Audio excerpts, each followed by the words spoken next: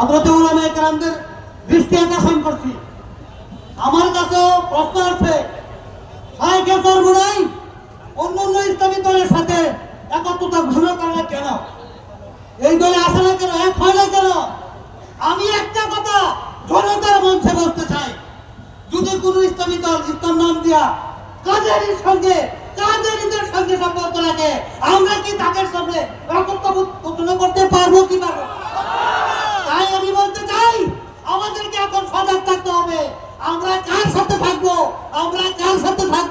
আমাদের সাহেব বলছিলেন পেশাব দেখতে পানির মতো, আসলে পেশাব পানি না। দুস্তর বুজুর্গ মুসলমান ছাড়া অনেক দল আছে দেখতে পাইছে মতো, আসলে এগুলি মানুষ না। তাই আমরা মুসলমানদের দল, ইসলামের দল, উলামায়ে কেরামদের সাথে থাকার জন্য আমি আপনাদের সকলকে অনুরোধ করব।